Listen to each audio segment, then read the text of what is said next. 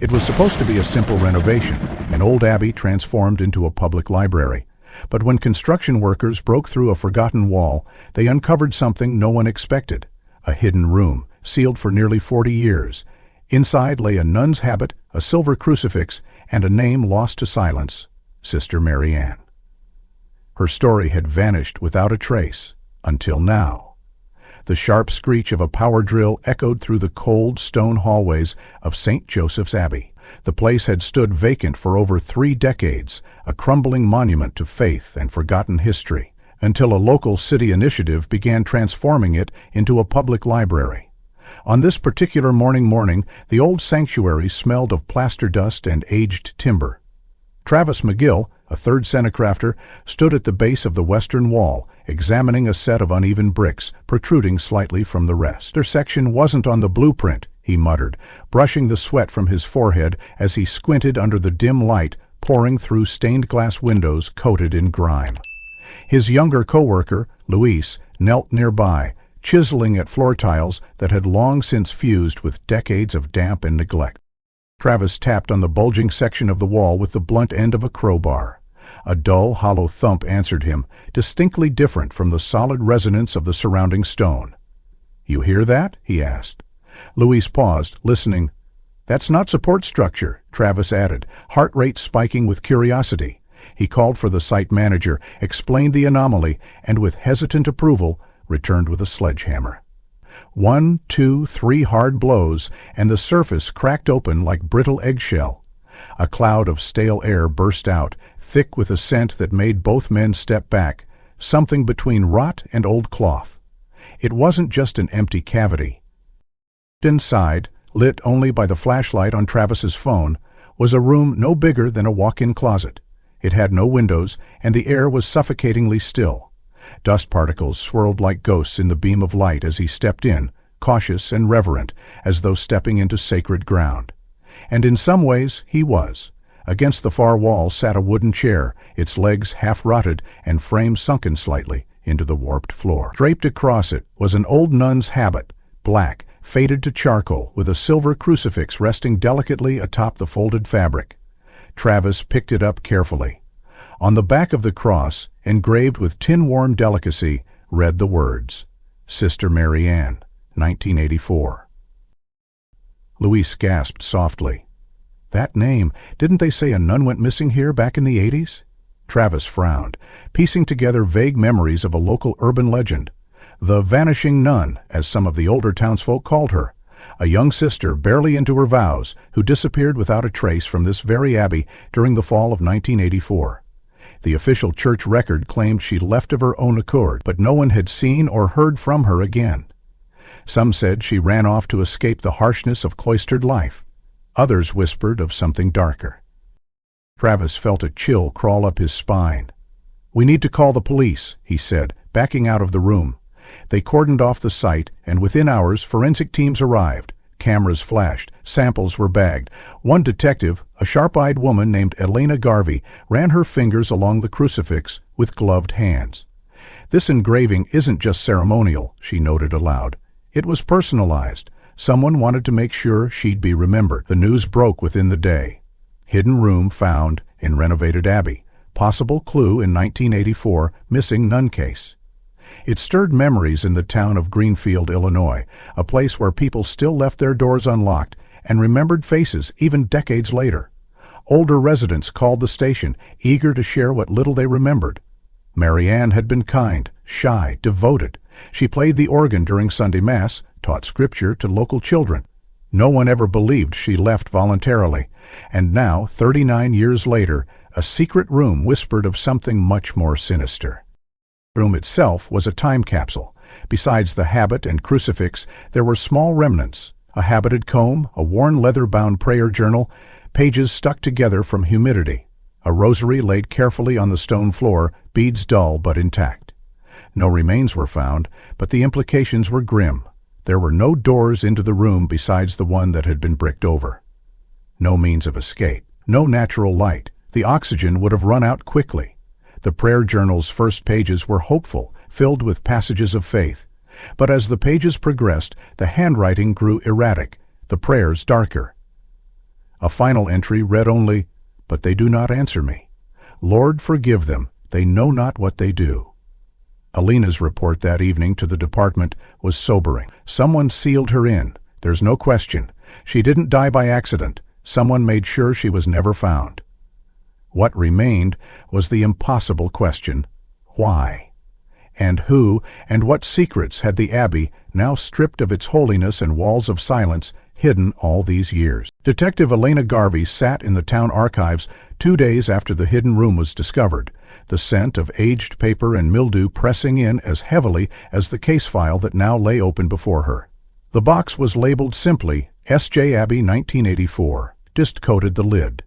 No one had touched it in decades. She flipped through brittle manila folders filled with typed statements, outdated carbon copies, and faded Polaroids from another era. One sheet, stamped with the Abbey's seal, stopped her.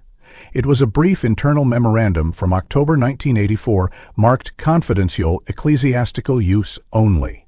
The note read, "Subject, Sister Marianne R. Presumed voluntary departure.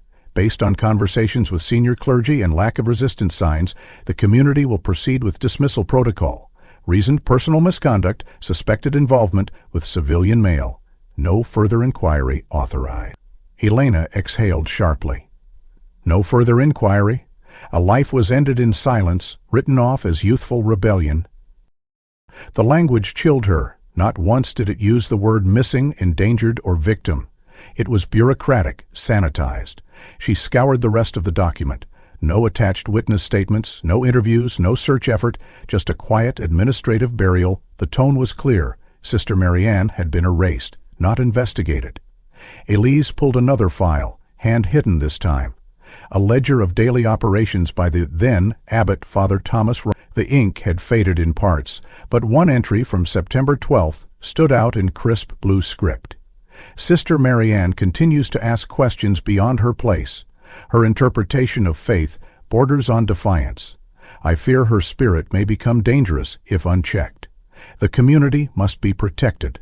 The phrasing felt ominous. Eileen must be protected.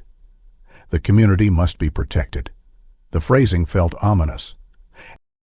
The days that followed showed increasingly stern language about Marianne.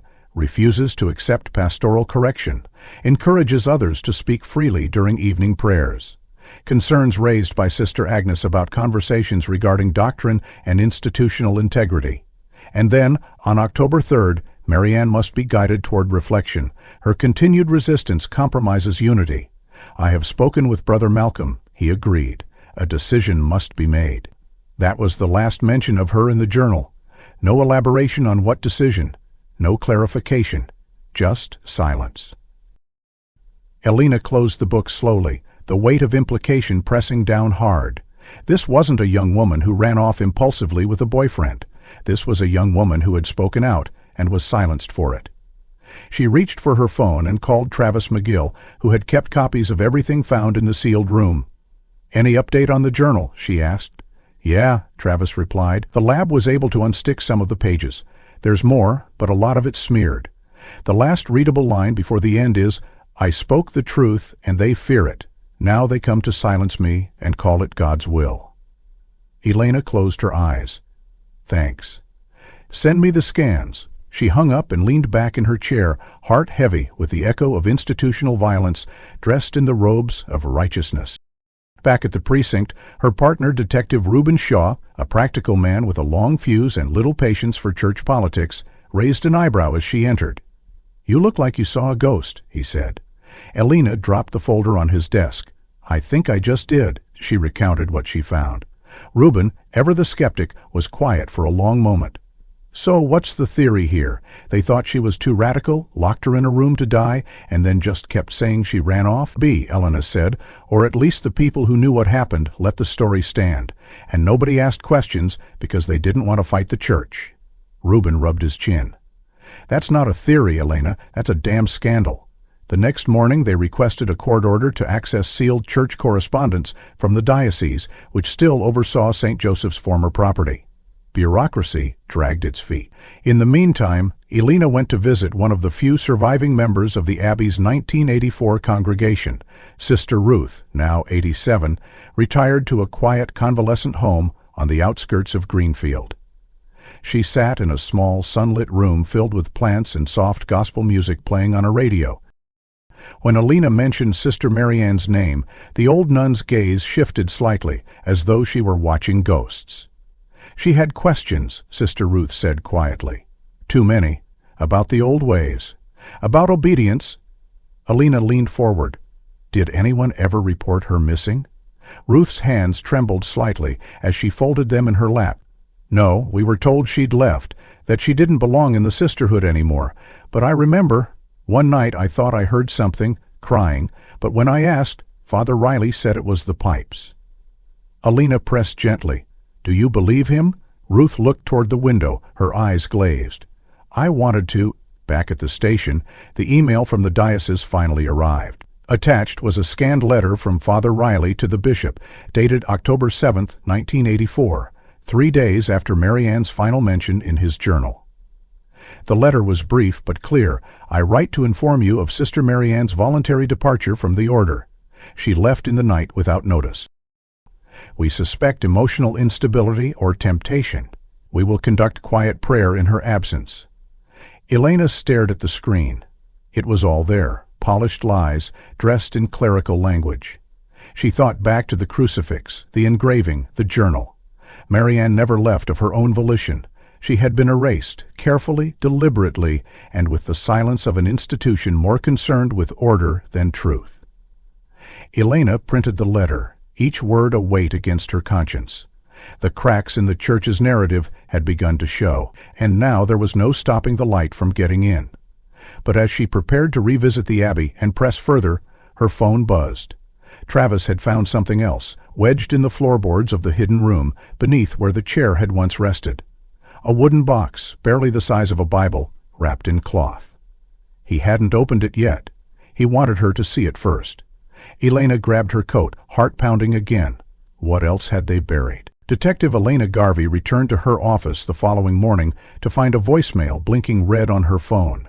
She hit play, expecting a routine update, but instead heard the shaky voice of a woman who identified herself as Sister Margaret Callahan, a former nun at St. Joseph's Abbey.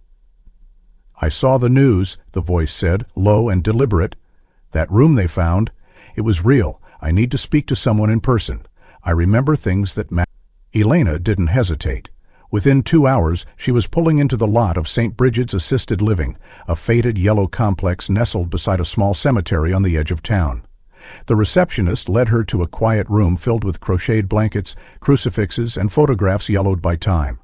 Sitting near the window, hunched beneath layers of shawls, was Sister Margaret. Her skin was translucent, her hands like paper, but her eyes, sharp as flint, followed Elena with unsettling clarity. Sister Margaret wasted no time. I was there in October of '84. I heard her crying. 3 nights. Behind that wall. I knew it wasn't rats or wind or imagination. I knew it was her. Elena pulled out her notebook. Why didn't you tell anyone? The old nun gave a bitter smile. Tell who? Father Rearley? He would have denied it or turned it back on me. He controlled everything. But we all knew what that meant. Elena leaned forward. You're saying this wasn't the first time someone had been locked in there? Margaret shook her head slowly. No, not the first. Maybe not even the last. She described a system so cloaked in religious authority that dissent became sin and silence was salvation. He had a name for it, she said. The purification chamber, the room of stillness. He believed that disobedience could be cleansed through solitude, fasting, and prayer. Locked in darkness, no water, no sound. Were there records of this? Margaret's gaze shifted. Nothing written, nothing official, only whispers. We were warned not to speak of it, but I knew Sister Marianne had become a target. She questioned too much. She wanted to write letters outside, to speak to the bishop, to change the way we were treating the younger girls. And then one day, she was gone.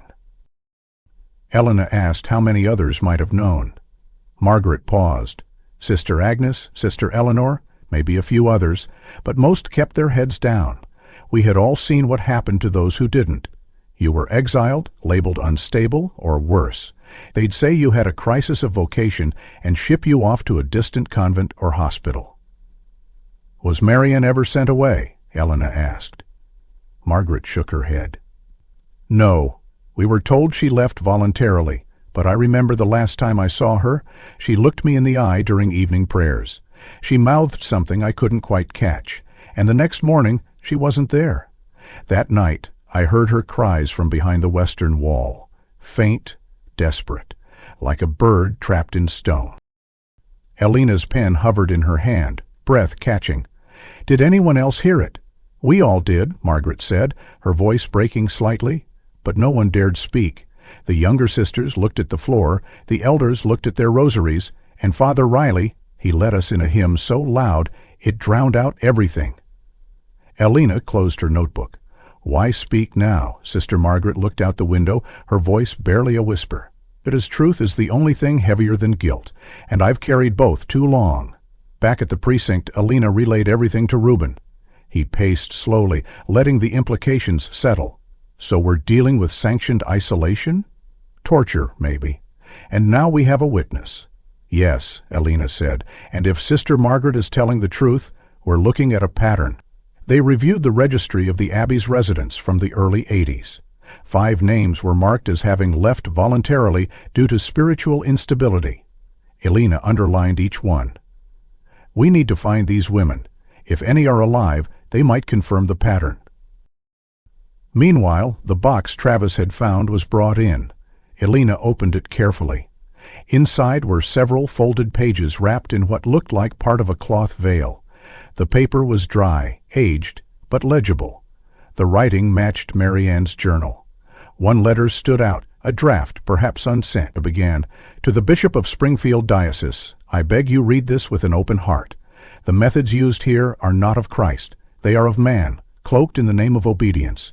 I have seen suffering imposed in the name of salvation." It was unsigned, but unmistakably hers. Reuben read over her shoulder. She tried to reach out. She warned them, and they ignored it, Elena said, or worse, destroyed the original and kept this buried. They returned to Sister Margaret 2 days later with the letter. The old nun read it with trembling fingers, then closed her eyes. She was brave, she whispered, braver than the rest of us. Did anyone else try to write? Elena asked. Margaret nodded slowly, but most never made it to the mailbox. Father really had a correspondence review rule. Anything going out was read first, especially if it was addressed to the diocese. Elena turned to Reuben. He intercepted her letter. He knew she was going to expose him. The evidence was mounting. The journal, the hidden room, the crucifix, the letter, and now a living witness willing to speak. But it still wasn't enough. The diocese remained silent.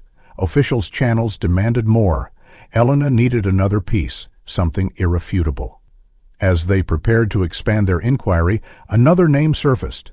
Sister Agnes Delorme, now living in a convent retirement facility in Michigan. Her departure in 1985 had been abrupt, and the record claimed she had mental episodes after claiming visions of entrapment. Elena booked a flight the same day. If anyone else could confirm what Sister Margaret had shared, it would be the woman labeled delusional for possibly telling the truth. The article about the rediscovered hidden room at St. Joseph's Abbey had spread beyond the confines of Greenfield. National networks ran segments late at night, and online forums buzzed with speculation. One post in particular, on a Geneva subreddit, caught Detective Elena Garvey's eye. The user wrote under the name Samuel F. 83 and said simply, "Does anyone know if Sister Marianne Rousseau ever had a child before joining the convent? My mother's name was Marianne Rousseau. She disappeared when I was 5. Elena reached out immediately through the platform's private message system. Within hours, she was speaking to a man named Samuel Lattimore, a mild-mannered real estate agent from Bloomington, Indiana. His voice, steady but tense, told a story she had not expected. "My birth certificate says Marianne Rousseau. That's my mother. She disappeared in 1984. My grandparents told me she left to join a religious order and didn't want contact.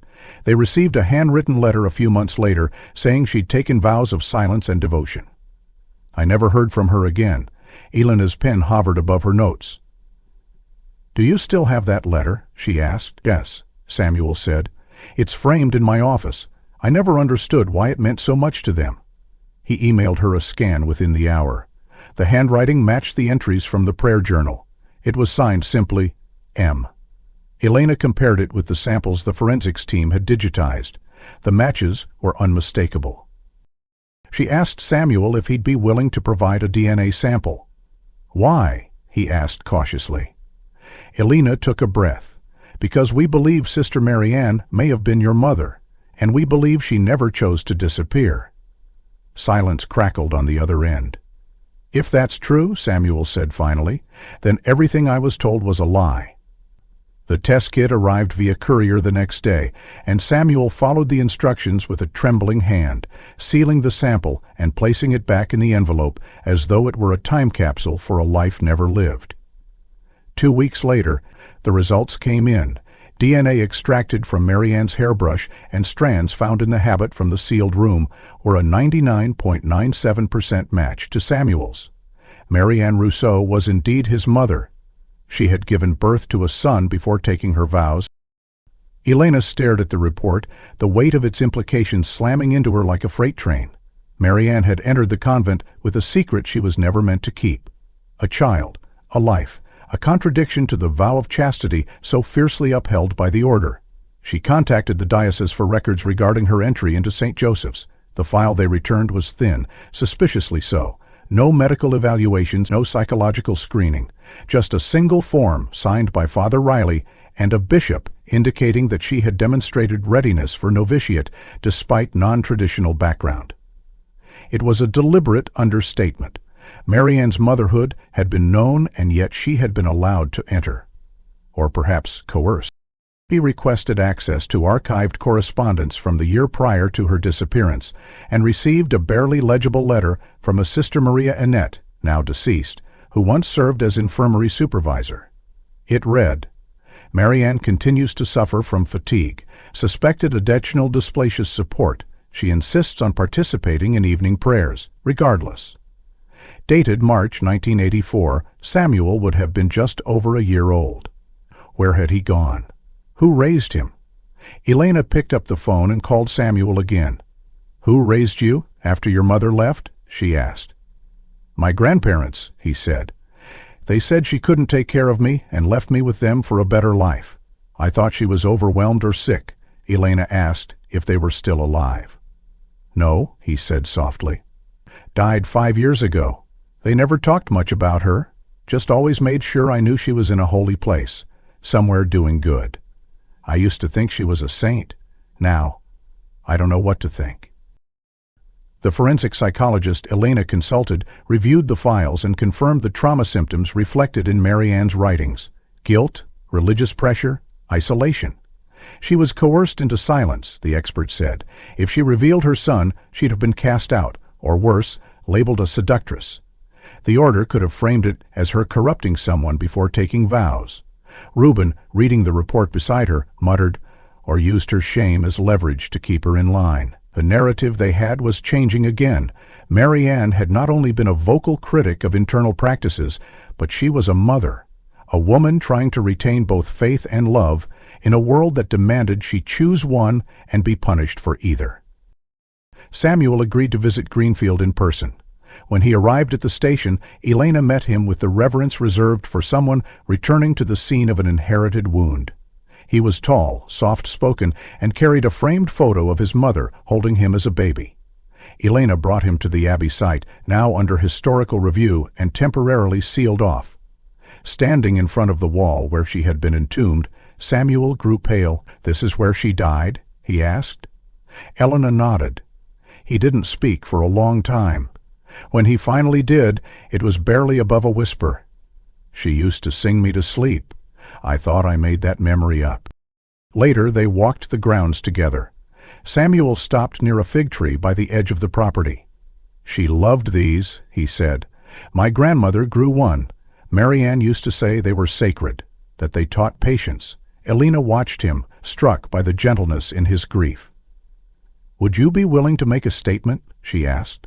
"For the record?" He nodded. "If it helps people understand, she wasn't just a nun who broke rules. She was a mother, a woman, and they buried that part of her." Ellen's voice caught. "They buried all of her." Samuel's DNA not only confirmed Marianne's secret, but also exposed the lengths to which the institution had gone to maintain its facade. What began as whispers about doctrine had now turned into legal violations, false reports, withheld evidence, human rights abuses, and if someone in the diocese had known she had a son, it would mean the cover-up had stretched far beyond Father Riley. Elena returned to her office to find a message from Michigan. Sister Agnes Delorme had agreed to speak with one condition: no recording devices, no media, only one listener, and she had one name she wanted to say aloud before she died. The hallway outside the old abbey's sacristy had long since been cleared of debris, but as part of the archaeology team's final sweep, an intern named Chloe was carefully boxing up forgotten hymnals and dusty relics when a large, leather-bound Bible slipped off a high shelf and landed spine first on the cold stone floor. The sound echoed down the corridor like a gunshot. She cursed softly under her breath and knelt to pick it up. The book was heavy, cracked along its bindings, and clearly had not been touched in years. As she lifted it, a folded piece of parchment slipped from between the pages of Exodus and landed at her knees. The paper was fragile, yellowed, but the ink remained surprisingly bold. "I found something," she called, standing quickly, bringing the letter to one of the historian's cataloging items for evidence. Within 20 minutes, the document had made its way to Detective Elena Garvey's desk, and she stared at the handwriting with a sense of eerie recognition. It was unmistakably Marianne's. The letter began without preamble. "I write this not to be remembered, but to be understood. If you find this after I am gone, know only that I spoke with love and suffered for truth." Elena read in silence, absorbing each line with a sinking heart. "I carry within me the flesh of sin, yet I believe God still hears my prayers. The superiors say I have deceived them. They say I was meant to be clean when I entered, but I arrived already corrupted, bearing the fruit of forbidden love. They demanded atonement through silence, isolation, and repentance. But they asked more. They asked that I undo what God had already begun." The letter then detailed what no one had yet said aloud. Marianne had entered the order knowing she was pregnant. She had concealed it beneath her robes, hoping to carry to term in secret, perhaps believing she could find a way to keep her child alive while fulfilling her spiritual calling. But Father Riley had discovered it. The council confronted her and demanded she clean herself before taking final vows. That meant terminating the pregnancy, an act she refused on moral and religious grounds. They said I defied the order of heaven. I said I obeyed the law of life. I told them I would not spill innocent blood, even if it meant they cast me into darkness. And so they did. The writing here grew shakier, the ink bleeding slightly at the edges. Stripped me of duties. They removed me from prayer and communion. They put me in the room. They called it purification. I call it the tomb. Elena's hands trembled as she reached the final paragraph. "If my child ever reads this, I want you to know I did not abandon you. I chose you. I suffered for you. I do not regret one moment of pain that brought you into the world." She exhaled slowly, laying the parchment flat. Reuben entered the room just as she finished, his brows furrowed. "Another letter?" he asked. "No," Elena said, "the letter." She handed it over. He read it once, then again, jaw tightening with each line. "This is more than testimony. This is a confession." "And a condemnation? It also changes the motive," Elena added. "This wasn't just about control. It was about punishment. They wanted to erase her for disobedience, but also for refusing to commit an act they deemed necessary." Reuben nodded grimly. "They tried to bury the evidence, her child, her defiance, and this letter." "But they missed it," Elena said, her voice low. They missed her voice. They sent the letter for authentication, though neither detective doubted its origin. The handwriting analysis matched, the ink dated correctly. The parchment itself was consistent with materials used in personal correspondence at the Abbey during the early 1980. The team also cross-referenced it with old inventory logs from the Abbey's library. This particular Bible had once belonged to the private collection of Father Riley. He had likely confiscated the letter, hidden it, but never destroyed it. Perhaps he feared its weight. Perhaps he thought hiding it inside Scripture was poetic justice. Regardless, it had remained hidden until now, and in revealing it, they had uncovered not just a motive, but a moral crime. Elena drove to meet Samuel at the hotel where he was staying. She showed him the letter, offering it with both hands like a sacred text. He took it silently and read it at the small table in his room, eyes locked, breathing shallow. When he finished, he folded it once, gently, and said, "I knew she didn't walk away." Elena didn't speak. There was nothing to say. His mother had been punished for loving him enough to bring him into the world. And now, decades later, he held proof of her courage in one trembling hand. Later that evening, Elena met with the district attorney's office. The case was gaining weight, multiple forms of corroborating evidence, a living witness in Sister Margaret, a second potential testimony in Sister Agnes, and now a confession letter that described a forced isolation for refusing to terminate a pregnancy. The DA's office agreed to reclassify the investigation as a possible historical crime involving abuse under ecclesiastical authority. It wouldn't bring criminal charges against the dead, but it could open the door to civil accountability and wider exposure. Elena felt the gears of justice beginning to turn, slowly, painfully, but undeniably. Back at the Abbey, a forensic crew continued scanning for structural anomalies in the remaining west corridor. One technician found a brick-over vent shaft that hadn't appeared on any original blueprint. They began the delicate process of removing the bricks, not sure what they'd find behind it. Elena watched from a distance, her arms crossed tightly over her chest. Somewhere behind these walls, secrets still lingered. And if Marianne's letter had survived this long, what else might still be waiting to speak? The technician called out a few minutes later. Something had been wedged deep within the shaft, wrapped in linen, tucked behind a rusted metal grate. It appeared to be another bundle of parchment. Elena approached, her heart pounding once more. The linen-wrapped bundle found behind the old vent shaft contained several items, 2 brittle pages of handwritten notes, a rosary with missing beads, and a tarnished nameplate that once belonged to a door. It read simply, "Father Thomas Riley, Abbot." The discovery reignited the investigators' interest in the man who, during the height of the Abbey's authority in the late 20th century, had held absolute command over its walls and soul. Detective Elena Garvey requested access to diocesan archives and began tracing Riley's history. Publicly, he had been revered as a disciplinarian with unwavering devotion, an architect of spiritual order, but off the record, his name had surfaced in whispers, rumors, long buried beneath defrate and fear.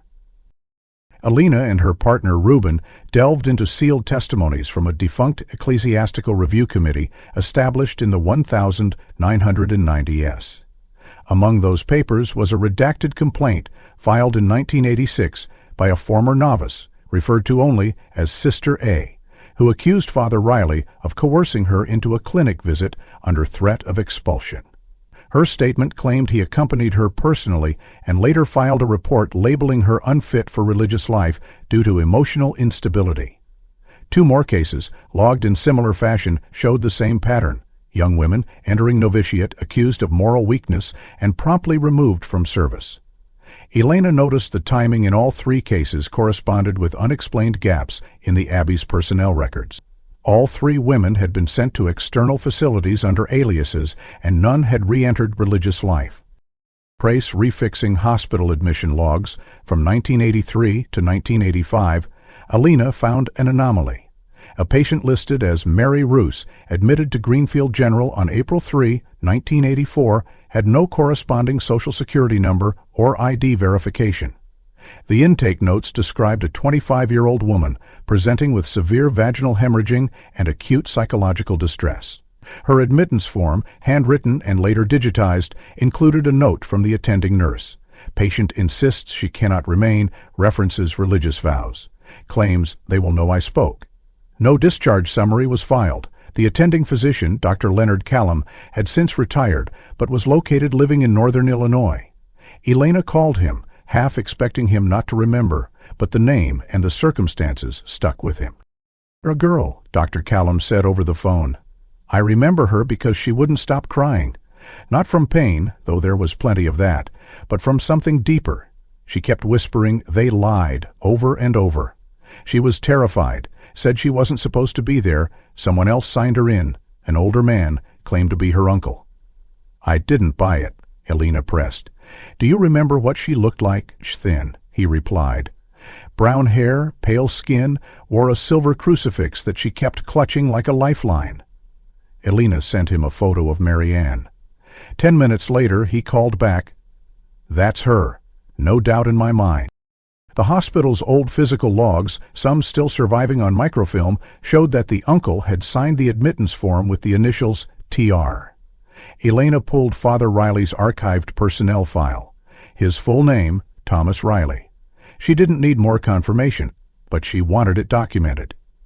He signed her in under national name, likely to conceal the medical visit from Diocese Review, Rubin said, scanning the documents. And she left without record, probably removed before anyone could report.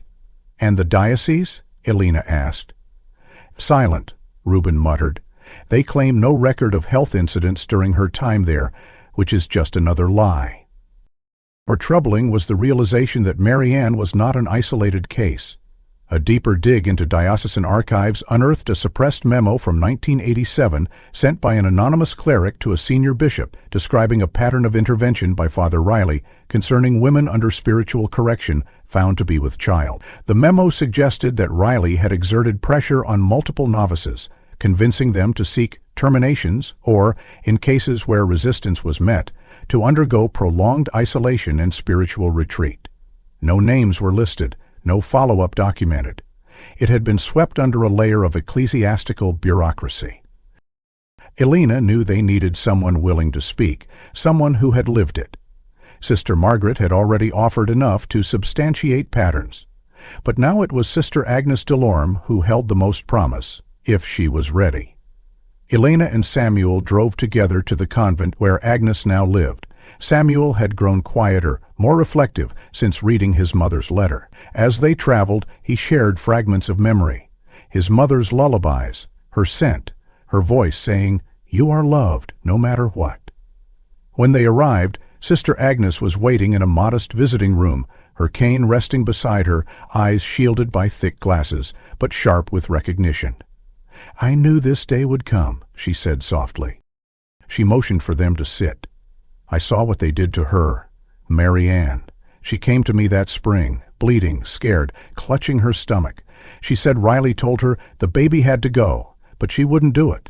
She believed carrying that child was her penance, her proof that she could love without shame. So they punished her, took away her place in the choir, took away her letters, locked her in that stone box, and said it was for her soul.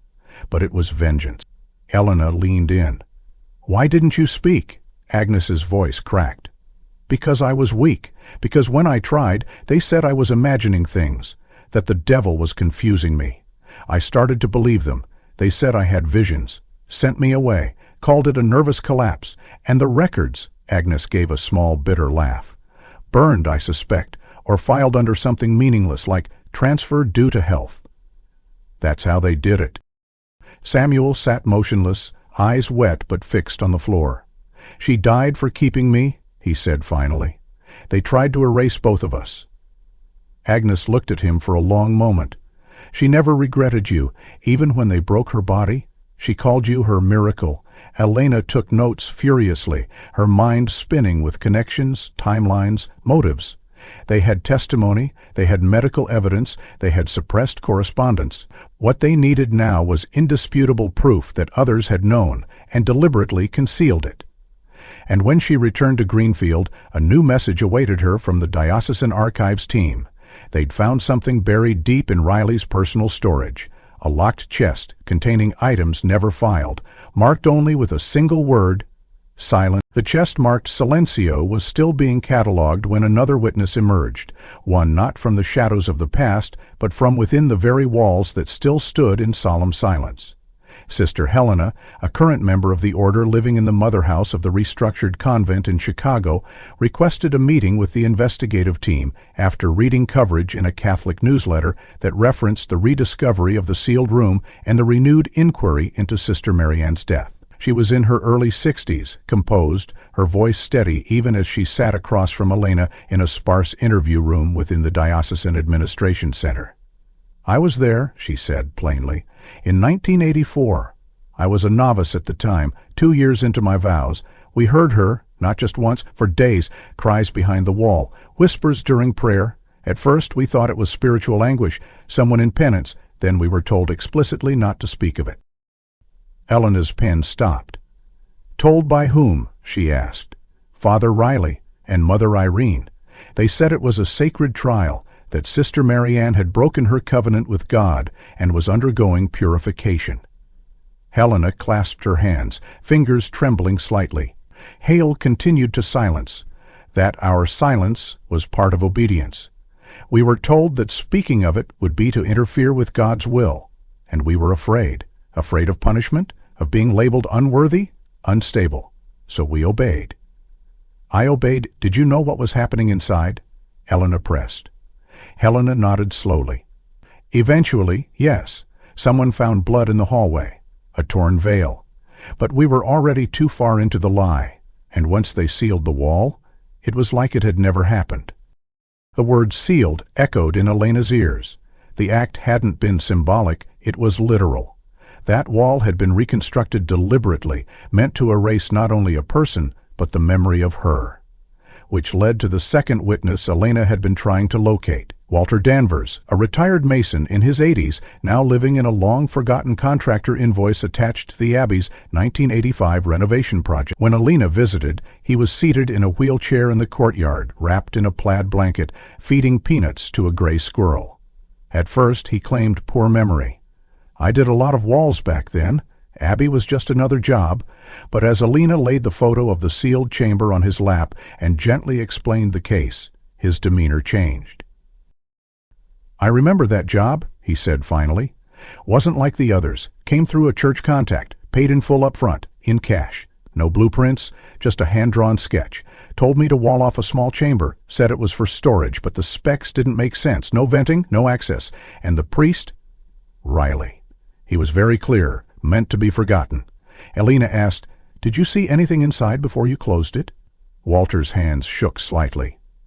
"A chair, a blanket, nothing else. But I heard something.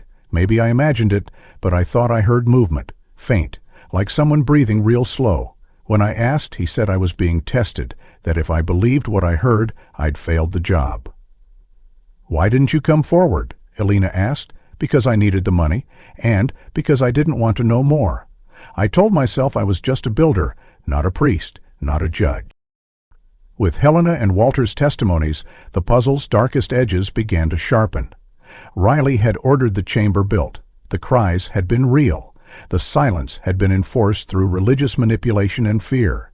The structure of secrecy had been reinforced by brick, faith, and obedience. Sister Helena handed Elena a small rosary at the end of their meeting.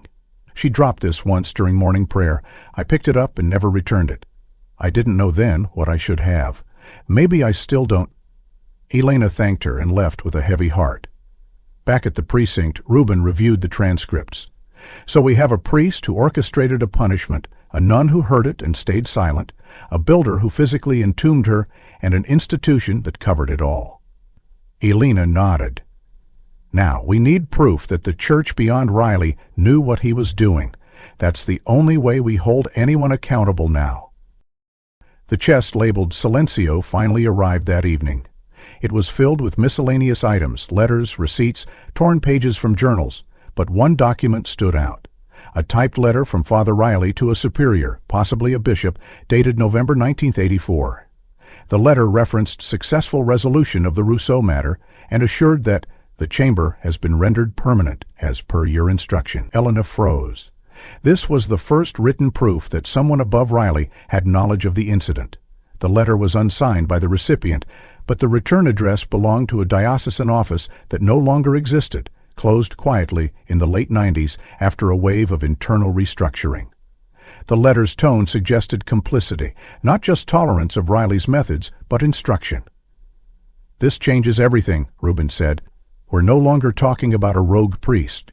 We're talking about a sanctioned operation." The discovery was enough for Elena to request a formal inquiry from the Attorney General's office. The case was now escalating to a matter of state interest. But before submitting the full file, she needed confirmation that Riley had acted under directive, not just assumption. If the church hierarchy had condoned or even ordered the silencing of dissent through spiritual punishment, it would be a seismic revelation. The team re-examined all items found in the chest, and in the bottom corner, beneath a false compartment, they discovered a cassette tape labeled only with the date 12/1984. When played, the recording hissed with age, but a conversation emerged. Two male voices. One unmistakably Riley's said, "Seal won't relent," Riley said. "Then seal the chamber," the other voice replied. "Her defiance spreads, we lose the order," Riley responded. "She won't be found." Silence followed, then the click of a recorder being shut off. The cassette recording had opened a door into institutional complicity, but for Detective Elena Garvey, that wasn't enough. She needed visual confirmation, a piece of material truth that could anchor the testimony and audio evidence into something the public and the courts could not ignore.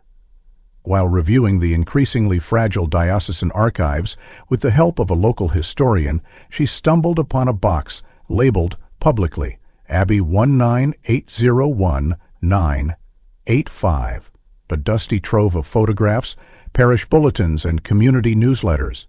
Within it, a faded manila envelope held 5 prints labeled Grounds Renovation, September 1984. The photos were intended to document landscaping efforts around the western corridor of St. Joseph's Abbey, likely for diocesan records, but one image in particular stopped Elena cold, a full exterior view of the wall now known to have sealed Marianne's chamber. In it, she could see clearly, just above the stone molding, a small rectangular window, covered by slatted wood. A ventilation shaft, a source of light, proof that at one point the chamber had access to air, however limited.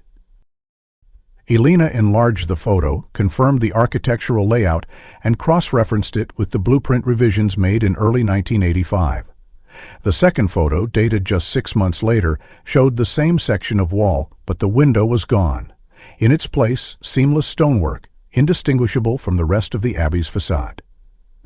"They bricked it over," Rubin said, staring at the comparison, as to erase her, to erase any trace she had ever been alive inside. The implications were haunting. Someone had made the conscious decision to remove that final connection to the outside world, not just to silence Marianne, but to ensure she remained invisible in every conceivable way. The photos were enough to compel a subpoena for the town's Historical Archives Center, where Elena hoped to find corroborating imagery from the era. Greenfield was known for its tight-knit community and overzealous local photographers, and it didn't disappoint. While combing through a stack of scanned negatives from local events, a librarian unearthed something unexpected, a series of photographs from a spring baptism at the Abbey dated March 1984. The shots were candid, meant to capture the community gathered outside the church steps after Mass. One photo in particular featured a small group of nuns and parishioners standing near the fountain. Toward the back of the group, half-turned in mid-step, was a woman unmistakably identified as Sister Marianne. Elaine leaned in. Marianne's expression was soft, almost distracted, but what drew immediate attention was her form. Beneath the black folds of her habit, her abdomen was unmistakably rounded. At least 6 months pregnant, the evidence was photographic, unambiguous. Marianne had carried her pregnancy openly, at least among the members of the Abbey, contradicting the narrative that she had hidden it or lied about it. "She didn't try to hide this," Rubin said, standing beside Elena. "They just refused to acknowledge it, or documented it in a way that was later destroyed," Elena replied. She requested digital enhancement of the image, and facial analysis software confirmed a 97.6% match with known photos of Marianne from her early time at the Abbey. The chain of documentation was now ironclad, visual, medical, testimonial. Elena visited Samuel that evening with the images. He took them gently, staring at the photo of his mother outside the church. "She looks calm," he said, voice caught between pride and sorrow. "She wasn't ashamed," Elena nodded. "They tried to erase her, but these prove she was seen, she was visible. And she wasn't alone." Samuel glanced at the baptism shot again. "Who's the baby being baptized?" he asked. Elena hadn't thought to check. She scanned the original records from the parish and found the name, Thomas Ian Walsh, son of a local family who had since moved to Kentucky. She tracked them down through social media and made contact with the mother, now in her 70s. The woman remembered Marianne well. She helped prepare the sacrament, she said, sang during the service. Some people whispered about her belly, but she carried herself with grace. She was radiant.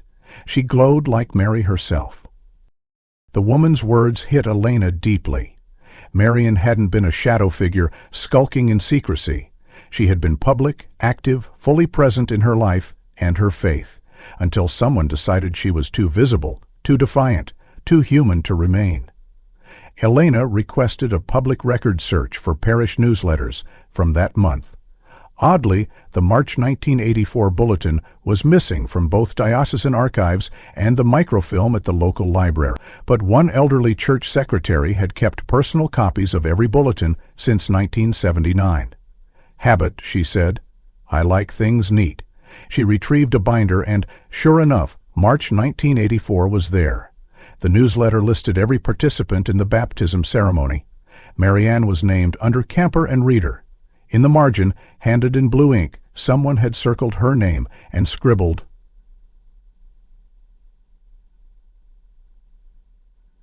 "Habit," she said. "I like things neat." The initials matched those of Mother Irene, Riley's closest confidant and administrator. With this, the web of denial tightened. Not only had Marianne's pregnancy been visible, but the leadership had documented it, then systematically erased every trace. "They knew," Elena said aloud. They all knew. As more evidence mounted, Elena compiled a master timeline. It included the photo with the window, then without. The image of Marianne pregnant, the hospital admission under an alias, the hidden letter, the tape recording, the testimonies of Sister Margaret, Sister Helena, Sister Agnes, the statements from Samuel and Walter, the newsletter note. Piece by piece, the mosaic of erasure and silence was being reversed. Still, something lingered in Elena's mind, the phrase from the tape, "If her defiance spreads, we lose the order." That meant they feared more than just one nun's actions. They feared contagion, that others might follow. Which raised one haunting possibility. Was Marianne the only one silenced this way? Or was she simply the first who left behind enough pieces to be remembered? As the case began drawing wider public attention, legal experts and media commentators alike questioned why no formal declaration of death had ever been filed for Marianne Rousseau. Detective Elena Garvey, already buried under layers of evidence and emotional testimonies, tasked an assistant with retrieving all death certificates issued within the Greenfield Diocese between 1984 and 1990. After hours of combing through state and local registries, the result was irrefutable. There was no death certificate, no declaration of passing, not even a missing persons report filed by the church for Marianne. In every legal and clerical system, it was as if she had simply never existed after April of that year. No family notification, no obituary, just silence. Elena contacted the county coroner's office, hoping to trace any unclaimed remains or Jane Doe cases matching Marianne's physical description, but came up empty. "That's the point," she muttered to Reuben. "They didn't just hide the death, they made sure there was no death, there's no investigation." Reuben nodded grimly. She was erased. Still, they had one more lead, and at the hidden chamber was first opened, forensics had collected several trace biological samples, including small bone fragments near the rotted base of the chair and beneath layers of decomposed textile. At the time, the bones were too degraded to yield conclusive DNA, but now, with newer techniques, a second lab had agreed to reanalyze them using microfracture pattern analysis. Weeks passed, and when the results came in, Elena felt the chill in her office rise with each word. The report concluded that one of the largest bone samples, a partial left parietal bone, displayed a linear fracture pattern consistent with blunt force trauma. "This wasn't from a fall," the forensic pathologist wrote. "The force was directional, focused, and likely delivered while the individual was seated or subdued. In short, the injury is consistent with an assault to the head, not an accident or self-inflicted wound." Elena stared at the highlighted summary, her stomach twisting. "They didn't just leave her to die," she said softly. "They killed her." Reuben studied the photos included in the report. This injury could have happened right before she was sealed in, maybe as punishment, or maybe to keep her quiet. Or both, Elena replied. Either way, we now have confirmation that her death was not peaceful, and it was not voluntary. She added the report to the growing case file, now thicker than any other she'd handled in her career. Alongside the trauma findings, the team reanalyzed the soil and fibers found beneath the stone chair. Microscopic traces of blood, long degraded but chemically consistent with dried plasma, were matched to the same mitochondrial DNA as the hair strands linked to Samuel. That meant the injury and subsequent death had occurred in the sealed room. Marianne had died inside that chamber. She had been wounded, likely concussed, and never given medical treatment. The slow decline detailed in her journal now took on a different light, not just isolation, but internal bleeding, disorientation, and eventual death. Still, the most damning evidence remained the absence of any formal record. Elena requested official communication logs from the diocese during the spring of 1984. While most records had been scrubbed, one carbon-copied memo had survived in an auxiliary archive. It referenced the permanent reassignment of Sister Marianne Rousseau to a cloistered order overseas. The phrasing was vague, intentionally misleading. No order name, no location, just a stamped approval from Bishop Gregory L. Manning. Elena tracked down Bishop Manning, now 89, and living in an assisted care facility outside Cincinnati. When questioned, he claimed no memory of Marianne or any such reassignment. "There were many documents," he said weakly. "They told me what to sign. I trusted my clergy." But the memo, written on official letterhead with Manning's personal stamp, placed responsibility squarely on his office. Reuben made the point clear. They faked her reassignment, created a paper trail to avoid questions, and while her family believed she had disappeared into divine service, she was dying behind a wall they built. It was this trail, fabricated and intentional, that convinced Elena to approach the state attorney general again, with a medical report indicating foul play, an institutional cover-up stretching decades, and a total absence of legal death documentation. She had enough to argue for a formal inquiry not just into St. Joseph's Abbey, but into the entire diocese's historical practices. Meanwhile, Samuel requested a quiet moment with the forensic photos. Alone in the precinct's observation room, he stared at the curved fragment of his mother's skull, now rendered in high-resolution grayscale. It didn't look like her. It looked like every silent death in history.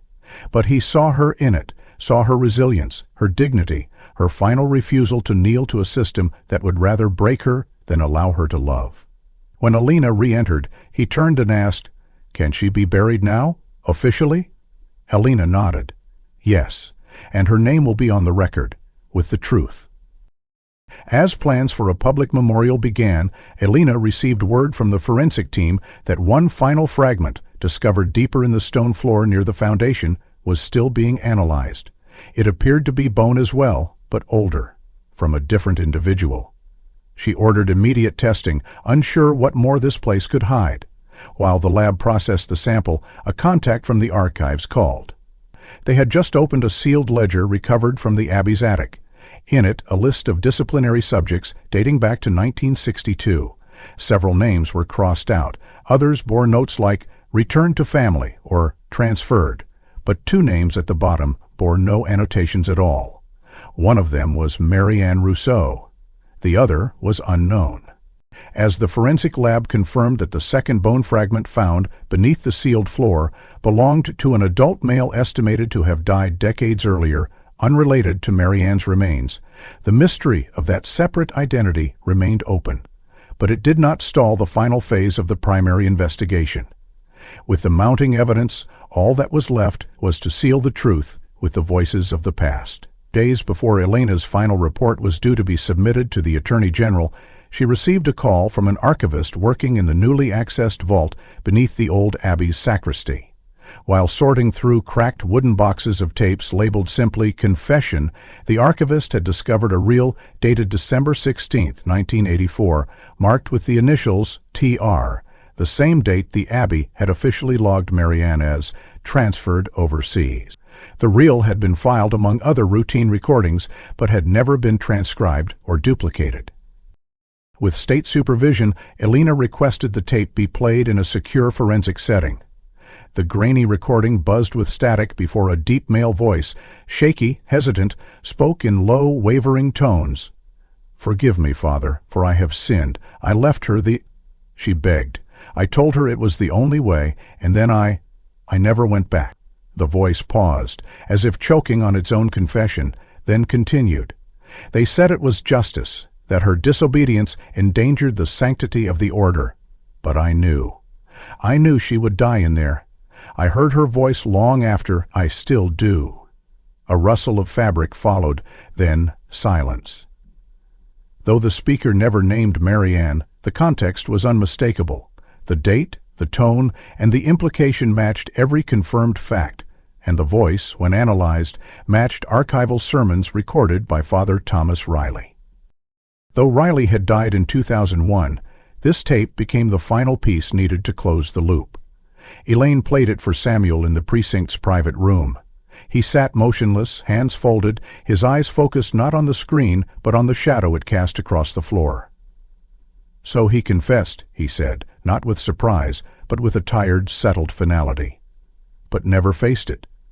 Elena nodded, "But now everyone will know." The press briefing came days later. The Greenfield Police Department, flanked by state prosecutors and representatives from the diocese, announced the results of the investigation.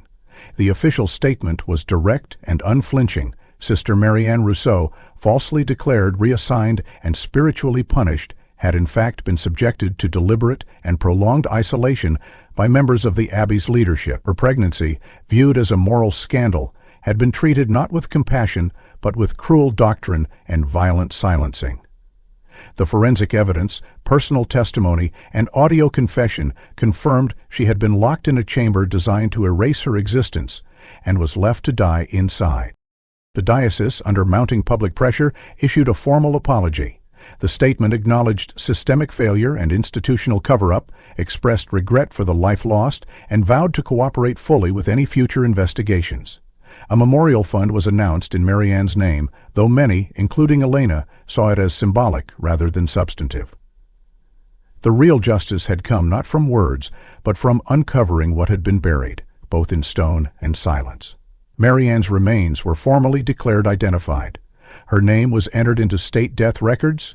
Cause of death, homicide by neglect and confinement. Date of death, approximated to April 1984. No longer a vanished woman, no longer a ghost in an unmarked wall. Samuel stood quietly beside her grave during the small ceremony held at the Greenfield Memorial Cemetery. A modest headstone bore her name, her birth and death dates, and a simple epitaph he had written himself. She chose love. They chose silence. As the final prayer ended, he stepped forward and placed a folded piece of paper at the base of the stone.